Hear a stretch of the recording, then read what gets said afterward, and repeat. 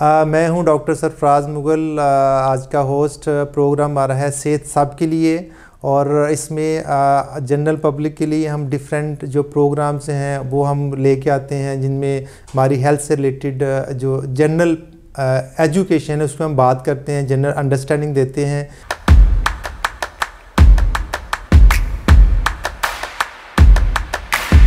तो आज के हमारे जो गेस्ट हैं हमारे गुजरांवाले के मशहूर मरूफ एज ए पर्सन और as a orthopaedic surgeon doctor Faisal Chaudhry साहब।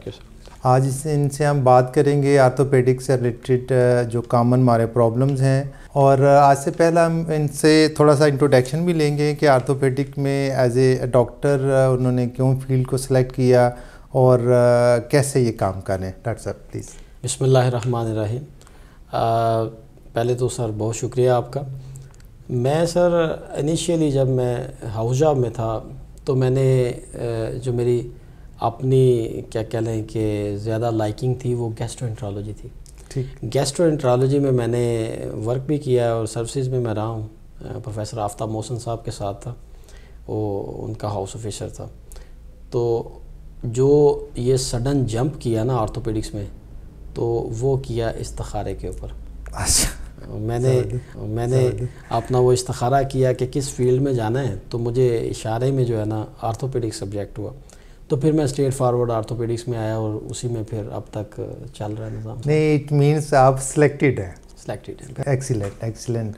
वैसे डॉक्टर साहब काइंडली हमें ये बताइएगा कि जो हमारे कॉमन प्रॉब्लम्स है आर्थोपेडिक में as a layman general public, वो क्या क्या प्रेजेंटेशन आती हैं आपके पास? सबसे पहले तो सर हमारे पास जो आजकल ओल्ड एज के सेपरेट प्रॉब्लम्स हैं और ओल्ड एज की एक्चुअल प्रॉब्लम जो ओल्ड एज को होने चाहिए अब अर्ली एज में वो प्रेजेंट होने शुरू हो गए हैं। हमारी यंग फीमेल्स, मेल इवन बच्चे कि हमारी डाइटरी जो है वो इनसफिशेंसी की वजह से या बैलेंस डाइट ना होने की वजह से वो सारे आर्थराइटिस के एलिमेंट और ऑस्टियोपोरोसिस के एलिमेंट, और इसके अलावा हमारी जो फैमिली हिस्ट्री है उससे सर्टन डिजीज़, इसमें अब वो एज डिफ्रेंशिएशन नहीं रहा। पहले जो आर्थराइटिस का एलिमेंट था वो पता था कि वो हमें होता है लेट एज में होता है, डिजेनरेटिव चेंजेस होती हैं।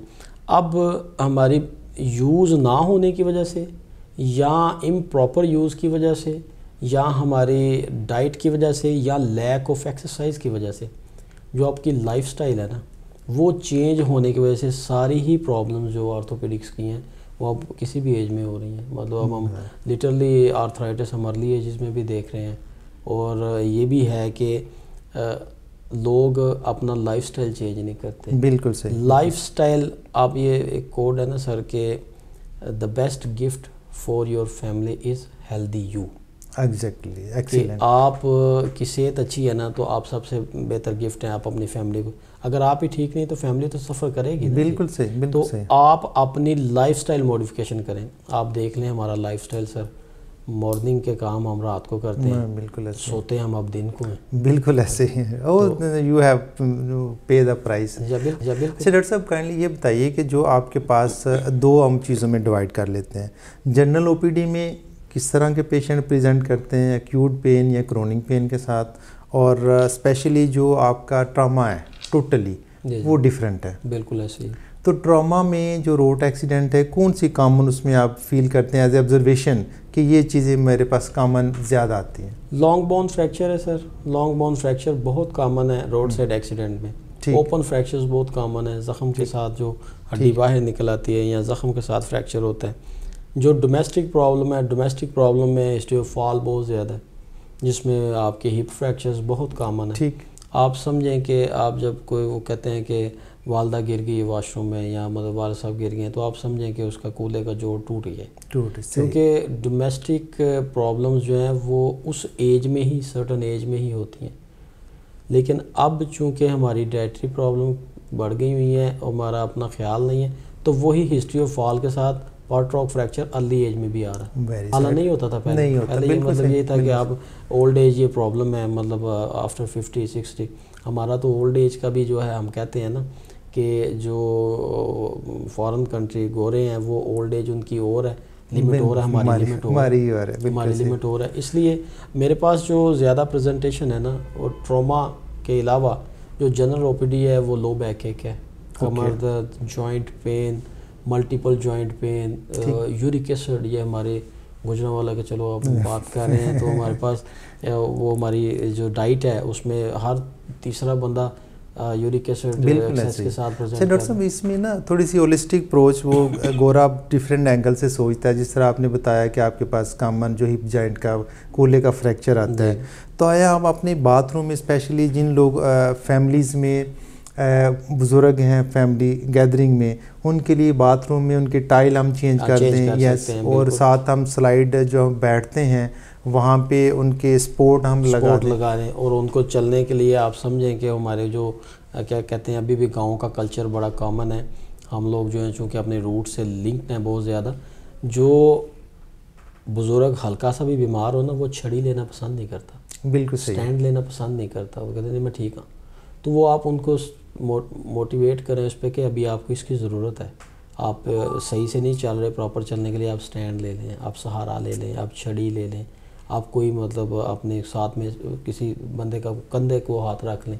और दूसरा जो आपके जो घर की सराउंडिंग्स हैं, वॉशरूम के स्ट्रक्चर्स हैं, घर का जो कह लें कि सेन का वो फ्लोर है, उसको आप चेंज करें, मॉडिफाई करें।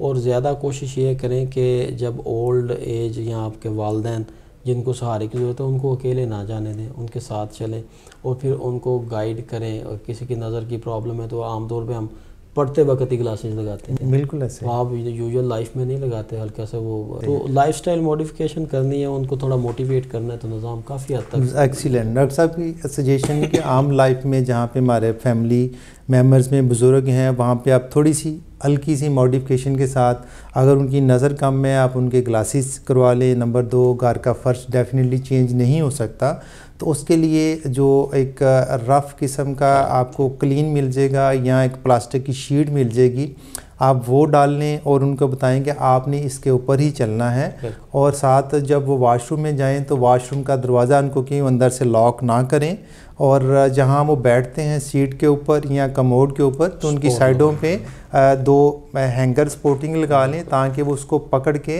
उठ सकें और बैठ सकें। तो इन चीज़ों से हमारी जो रूटीन के प्रॉब्लम काफ़ी हद तक मिनिमाइज़ हो सकते हैं। और ट्रॉमा जो है सर, ट्रॉमा जो है उसको कवर करने के लिए सबसे बेस्ट जो है ना, वो आपकी अपने बच्चों को बाइक देना बंद कर दें। सही, मोटरसाइकिल की सवारी के साथ हमारे यंगस्टर बच्चे जब वो बैठते हैं ना, आजकल वो बॉलीवुड की फिल्में, हॉलीवुड की फिल्मों से देख के हर बच्चे धूम मचा रहा होता है, तो वो बेहतर नहीं है। सर बड़ी अच्छी सजेशन है, लेकिन देखिए सर बात यह है कि हम बाइक तो ख़त्म नहीं कर सकते। उसमें ये है कि मेरे पास पेशेंट आते हैं तो मैंने कहना आप 40 की स्पीड से आपने ऊपर नहीं चलाना, और हेलमेट का यूज़ करना है, और आपने अपने ट्रैक में रह के चलना है। तो जब आप चीज़ों को वायलेट करेंगे, जैसे डॉक्टर साहब ने शुरू में कहा कि आपने नेचर को वायलेट करना है, सिंपली यू हैव टू पे द प्राइस। बिल्कुल, और आपने उन चीज़ों को फॉलो करें। मोटरसाइकिल पे घर भी जाना है, कुछ लोग अफोर्ड नहीं कर सकते, ठीक है जी, तो उसके लिए बड़ी इकोनॉमिकल एक सवारी है, आप उसको यूज़ करें लेकिन विद लिमिट्स रह के, केयरफुली जी। डॉक्टर साहब दूसरा हम यूजुअली सुनते हैं एज ए आर्थोपेडिक सर्जन कि आप जो इम्प्लांट्स यूज़ करते हैं वो कितने कॉस्टली हैं, क्योंकि काम फैम है कि जब हम जाते हैं तो यार वो कहते हैं कि यहाँ पे इम्प्लांट्स लगेंगे, तो हम आप पता नहीं कितने कॉस्टली हैं, वो आपसे आर्थोपेडिक से डर के तो सीधा जाते हैं वो जो है अपना हड्डी जोड़ के लिए जी। तो उसमें आपकी क्या ओपिनियन है बेसिकली? अच्छा सर, बेसिकली तो ये है कि आप 3 बातें हैं याद रखने वाली, कि जो अच्छा सर्जन है ना वो होता है जिसको पता है कि सर्जरी कैसे होती है, ठीक, सर्जरी कैसे करनी है। उससे अच्छा भी सर्जन वो है जिसको पता है सर्जरी कब करनी है। तो बेस्ट सर्जन वो है जिसको ये पता है कि कब सर्जरी नहीं होनी। तो आप एक तो हर पेशेंट का ऑपरेशन जो है वो नहीं होता, लोग यही समझते हैं कि हर पेशेंट का ऑपरेशन है। कंजर्वेटिव ट्रीटमेंट होती है, फिर सर्जिकल ट्रीटमेंट होती है। जिसकी सर्जरी होनी चाहिए उसी की ही सर्जरी करते हैं सर्जन, अदरवाइज़ ज़्यादातर सर्जन कंजर्वेटिव ट्रीटमेंट पे रहते हैं। अब जो बोन सेटर का प्रॉब्लम है ना, ये सर हमारा वो क्या कह लें कि एक जो हमारी डोमेस्टिक सी अप्रोच है और जो हमारी रूट में चीज़ें हैं कि जी पहले उसके पास जाना, उसके ख़राब किए हुए केस कर कर के आर्थोपेडिक सर्जन जो है वो फेमस हो जाता है। एक्चुअल तो ये है कि आप उनको एक लिमिट तक करें, पट्टी शट्टी करें, ठीक है, और उनको भी पता होना चाहिए, उनकी भी प्रॉपर काउंसलिंग होनी चाहिए कि यहाँ तक आप रह सकते हैं, इससे आगे आप रेफ़र कर दें। और सर्जन भी इसी तरह हैं कि अब सब स्पेशलिटी का दौर है। सब स्पेशलिटी में आप अगर स्पेशलिस्ट को पता है कि मैं इस जोन में नहीं घुस सकता या इसमें मैं उतना ट्रेंड नहीं हूँ, तो उसके मुतलका सब स्पेशलिस्ट के पास भेज दें। ये एक बड़ा हेल्दी ट्रेंड होना चाहिए आपस में कि जिसको पता है कि मैं ये काम अच्छा कर सकता हूँ वो कराए, दूसरे के लिए उधर चला जाए। बिल्कुल सही। आपने प्रॉब्लम यही होती है कि हर बंदा हर काम करने की कोशिश कर रहा होता है। बिल्कुल सही है। इसमें इस वजह से हम काफ़ी चीज़ों में ख़राबी आई थी। बोन सेटर पे उनकी काउंसलिंग होनी चाहिए। जो हमारी अपनी अप्रोच है, मरीज़ को काउंसल करना चाहिए कि ये चीज़ होनी चाहिए, ये नहीं होनी चाहिए। Conservative versus surgical. जो इम्प्लांट का क्राइटेरिया ना सर, इम्प्लांट ऐसा है कि इम्प्लांट वहीं पे लगता है जहाँ पे उसकी ज़रूरत है। बोन को कवर करना है, होल्ड करना है, या तो प्लास्टर से होल्ड कर लें, या फिर आप इंटरनली होल्ड करना है तो कोई ना कोई इम्प्लांट डालना पड़ता है। इम्प्लांट महंगे नहीं होते। ओके। अब तो चले ये गैर सियासी सा प्रोग्राम है आपका, अब तो हमें थैंकफुल होना चाहिए साबका गवर्नमेंट के, इमरान खान साहब के, कि जो सारा हेल्थ कार्ड दे दिया है, हर चीज़ ही फ्री है। मतलब आप हॉस्पिटल में जाएं, जैसे आप भी सर कर रहे हैं, सारा टोटल फ्री, उसमें आपको इम्प्लांट भी वो प्रोवाइड करेंगे, हर चीज़ वो देंगे। और इम्प्लांट अगर आए भी तो इतना कॉस्टली नहीं है।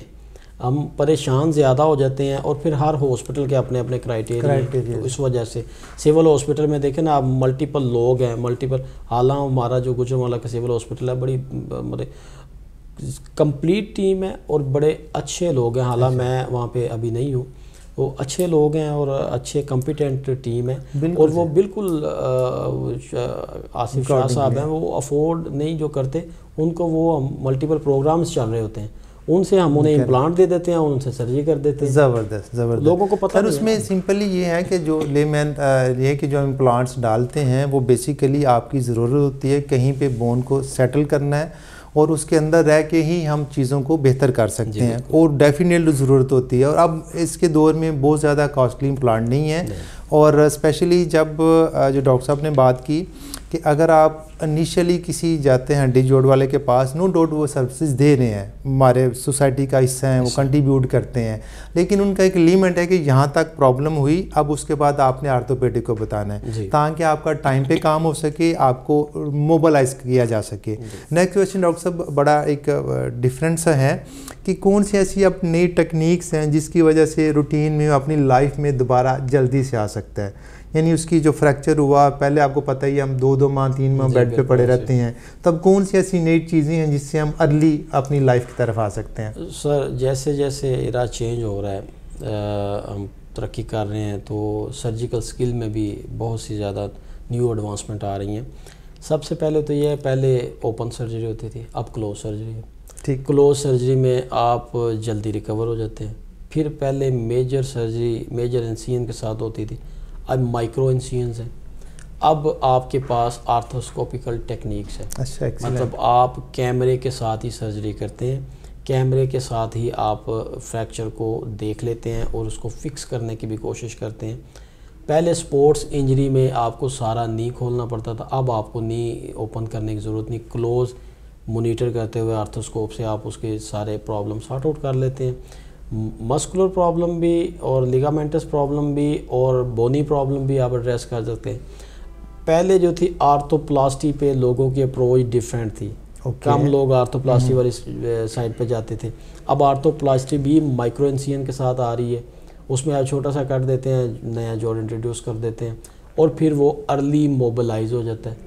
डे केयर सर्जरी मुतारफ़ करवा दी हुई है हमने। अच्छा, जो लिगामेंटस इंजरी होती हैं आप उनमें आर्थोस्कोपिक डे केयर सर्जरी है, आप आएँ, आप उसको वो करें, आर्थोस्कोपी करें और वेरी नेक्स्ट डे आप पेशेंट को मोबिलाइज भी कर सकते हैं। एक्सीलेंट। मैं जो नी रिप्लेसमेंट या हिप रिप्लेसमेंट की सर्जरी करता हूँ, अल्हम्दुलिल्लाह मैं नी रिप्लेसमेंट और हिप रिप्लेसमेंट हर लिस्ट पे 2-3 कर रहा हूँ प्राइवेट हॉस्पिटल में। वो हमने एक क्राइटेरिया रखा हुआ है, लोगों को इम्प्लांट खुद देते हैं और फिर उनकी सर्जरी कर देते हैं। उसमें हम वेरी नेक्स्ट डे पेशेंट को मोबिलाइज कर देते हैं, वो चलता है। अपने पाँव पे चलता है, चल के घर चला जाता है। इन शॉर्ट ये है कि आर्थोपेडिक से रिलेटेड बहुत सारी लोगों के दिल में और मिसकंसेप्शंस हैं, मिसअंडरस्टैंडिंग्स हैं, लेकिन प्रैक्टिकली ऐसा नहीं है। डॉक्टर फैसल साहब माशाल्लाह नी और रिप्लेसमेंट करते हैं और माइक्रो स्पाइन सर्जरी भी माशाल्लाह कर रहे हैं, मुझे नहीं पता था। एक्सीलेंट डॉक्टर साहब। और वो अब इतनी माशाल्लाह एडवांसमेंट के साथ है कि एक दिन में, बल्कि डॉक्टर साहब के कोल नेक्स्ट डे वो अपने काम पे दोबारा जा सकता है। तो इसमें नई चीज़ें आ रही हैं, वक्त के साथ साथ रीमॉडलिंग हो रही है, रीवैम्पिंग हो रही है और चीज़ें एडवांसमेंट की तरफ जा रही हैं। अब हेल्थ कार्ड की वजह से वो लोग अब हड्डी जोड़ की तरफ ना जाएं। अगर किसी प्रॉपर क्वालिफाइड बंदा है, एक्सपीरियंस्ड, वहाँ ज़रूर जाएं, वहाँ से ओपिनियन लें और उसके बाद आपने प्रॉपर अपने आर्थोपेडिक को मिले, उनसे केस डिस्कस करें, वो आपको पूरा प्लान देंगे। और विद इन नो टाइम अगर आप आर्थो करवाते हैं वहाँ से, आप 2 माह बेड पे पड़े रहेंगे। आप कम चार्जेस पे करें, हफ्ते 10 दिन में आप अपने काम पे जा सकते हैं, अपने और अपने बच्चों के लिए अर्निंग कर सकते हैं। आज के प्रोग्राम का वक्त ख़त्म होता है, थैंक यू सो मच। और नेक्स्ट एपिसोड में हम हो सकता है यहाँ से आगे बात शुरू करें, आर्थोपेडिक में क्या क्या नई चीज़ें हैं, कहाँ से हम काम, स्पाइन पे स्पेशली हम बात करेंगे और डॉक्टर साहब से टाइम लेके।